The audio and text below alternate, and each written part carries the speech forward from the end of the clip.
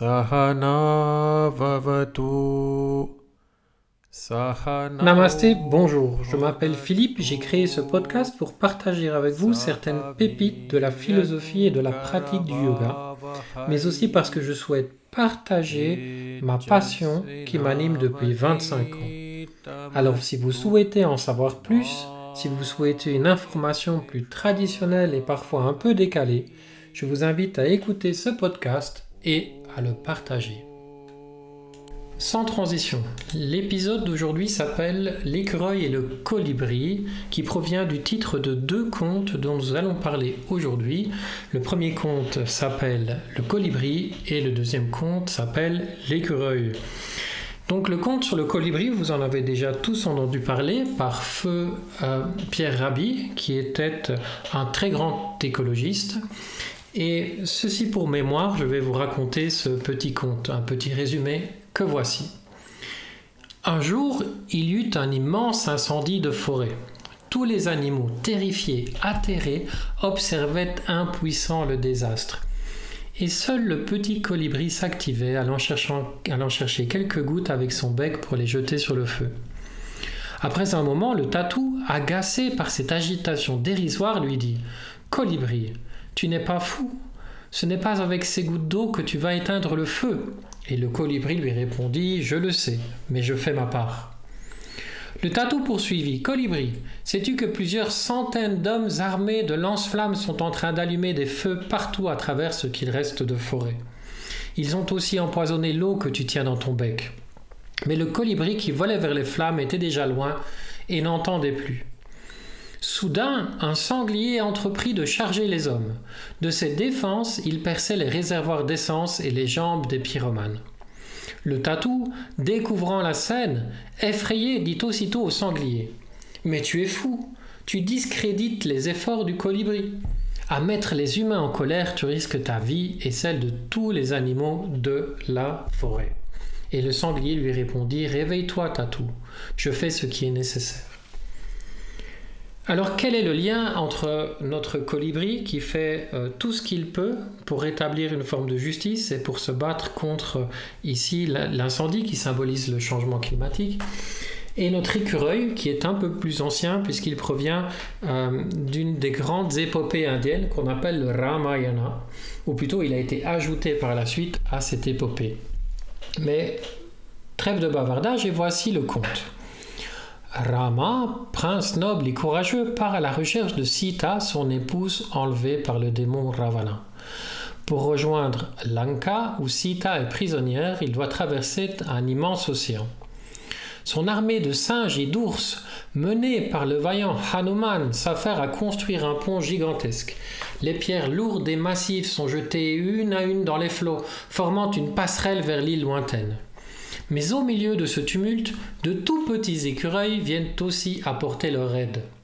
Ils roulent dans le sable, le portent sur leur dos et secouent le sable sur les pierres pour combler les interstices. Les singes rient évidemment, moqueurs qu'ils sont. Que peuvent donc faire ces créatures si petites? Pourtant les écureuils continuent, infatigables, leur petit cœur battant d'amour pour Rama. Ils veulent eux aussi sauver Sita, même si leurs forces sont modestes. Rama, observant la scène, est profondément touché par tant de dévouement. Il arrête alors les rires des singes et explique que chaque geste compte, petit ou grand. La sincérité des écureuils vaut autant que la force des guerriers. Ému, Rama caresse doucement le dos d'un écureuil avec ses doigts. Les 3 lignes de ses doigts marquent à jamais la fourrure des écureuils comme un signe d'amour divin. Depuis ce jour, dit-on, les écureuils portent encore les rayures en mémoire de leur loyauté. Pour ceux qui n'ont pas encore été en Inde, lorsque vous verrez des écureuils, vous verrez que ces écureuils portent 3 lignes blanches sur leur dos, ce qui en fait de très mignonnes petites créatures, et peut-être qu'un jour elles rentreront dans votre appartement pour vous chipper un truc ou l'autre, comme c'est déjà souvent arrivé. Les animaux sont beaucoup moins farouches en Inde. Donc quel est le lien entre ces deux histoires? Ces deux histoires, c'est le lien d'une petite bête, un écureuil et un colibri qui tous les deux s'affairent à faire ce qui est juste, qui tous les deux sont occupés à faire ce qui est juste. Et c'est en fait une métaphore du dharma.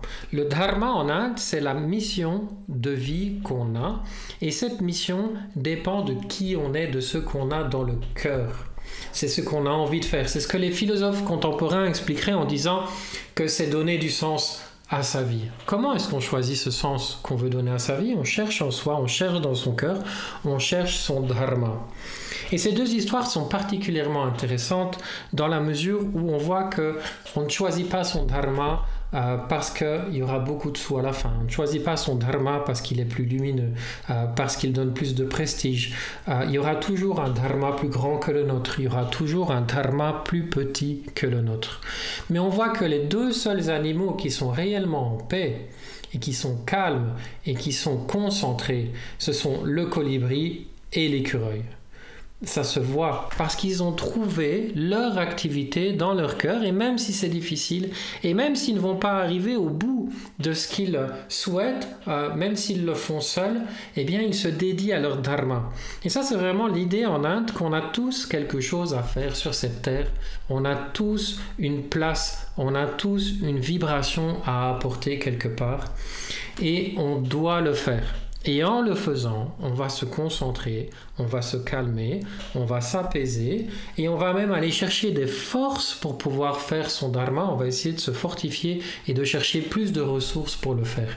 Simplement parce que c'est cela qui nous épanouit. Vous voyez, c'est ça qui est vraiment important dans l'idée du dharma. C'est cela qui nous épanouit, c'est là que nous nous sentons à notre place. Et en Inde, on pense réellement que quand on est dans son dharma, on s'aligne dans la société, on s'aligne dans l'univers. On est à sa place. Et si nous tous, nous pouvons essayer de faire notre dharma, on sera dans une société beaucoup plus harmonieuse, beaucoup moins égoïste, beaucoup moins égoïste. Néanmoins, on ne peut forcer personne à réaliser son dharma. La seule chose qu'on puisse faire, c'est nous-mêmes développer notre propre dharma pour essayer de montrer l'exemple. Donc le dharma, c'est un concept fondamental en Inde qui est très très bien expliqué par ce petit colibri et par ce petit écureuil. Faites les choses parce que vous aimez de les faire. N'hésitez pas à changer dans votre vie, votre direction de vie, pour faire quelque chose qui est utile. Alors j'ai souvent une objection de la part de mes élèves, et moi-même je l'ai vécu. C'est quand on veut changer sa direction de vie, on a souvent très peur. Alors voici ma réponse. On a peur de changer de direction de vie parce que c'est quelque chose qui nous tient à cœur et qui est important pour nous. On a peur de ne pas être à la hauteur, on a peur de ne pas y arriver, justement parce que c'est important. Tandis que changer d'un métier qui ne nous convient pas à un autre métier qui ne nous convient pas, ça nous fait beaucoup moins peur, parce que ce n'est pas tellement important pour nous. Voyez, c'est un signe qu'on est sur le bon chemin à la limite, c'est qu'on doit dépasser une certaine peur qu'on a à l'intérieur de nous. Et si nous n'avions pas cette peur, d'ailleurs, peut-être que nous aurions fait notre dharma avant. Donc voyez, le fait de chercher son dharma et de faire son dharma, c'est une confrontation avec soi-même. C'est une recherche de soi. C'est aussi un moyen de se connaître soi-même. Voilà, chers amis, je vous laisse ici. Si vous voulez en savoir plus, n'hésitez pas à visiter notre site mitra-yoga.be et à venir visiter notre centre à Flagey après avoir pris rendez-vous.